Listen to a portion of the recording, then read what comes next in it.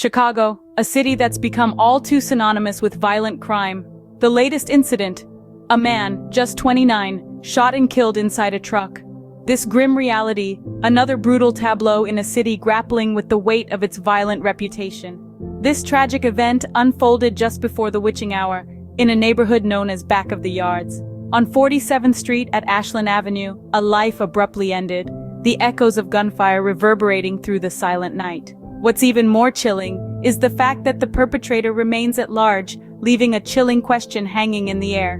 Who committed this heinous act? Yet this is not an isolated incident, but rather another chapter in the all-too-frequent narrative of violence that plagues this city.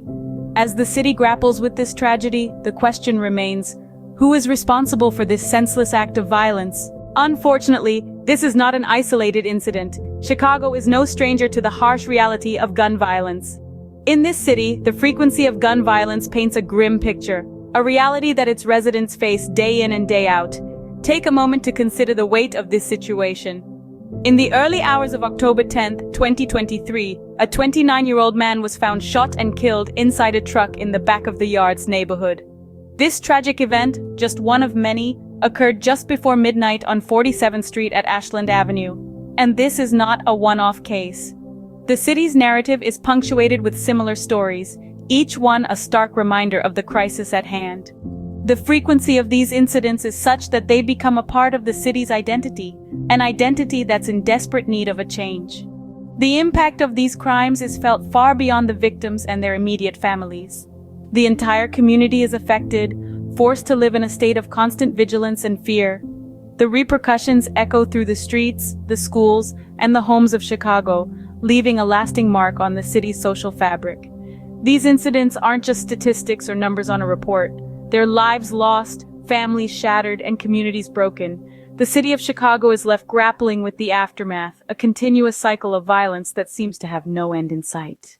The city is left in a state of constant mourning, a continuous cycle of violence that seems to have no end in sight. Just days ago, the city was rocked by another shooting.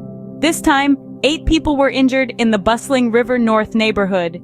The incident, a chilling reminder of the city's ongoing struggle with gun violence, occurred at a time when the streets were filled with people eager to enjoy the city's nightlife. The victims, a diverse group of city residents, were caught in the crossfire, their lives abruptly and violently disrupted.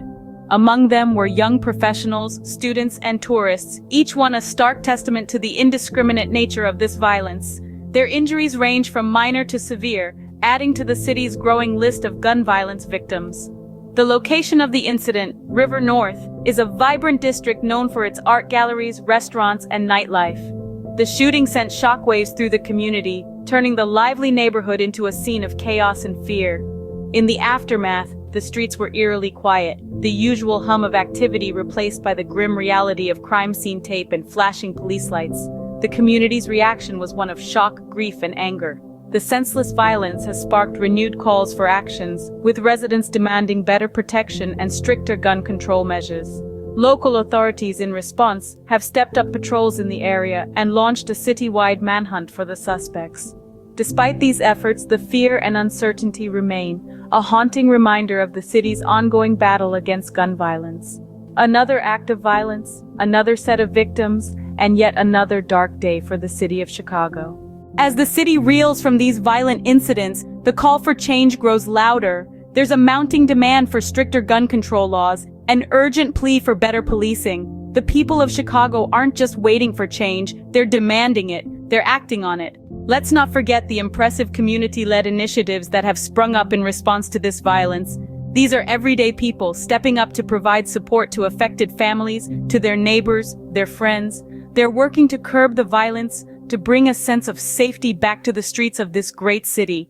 These initiatives aren't just about support, they're about prevention. They're about education, about providing opportunities for young people, giving them alternatives to a life of crime. They're about healing, about building, about growing. And so, even in the face of these tragic incidents, there's hope.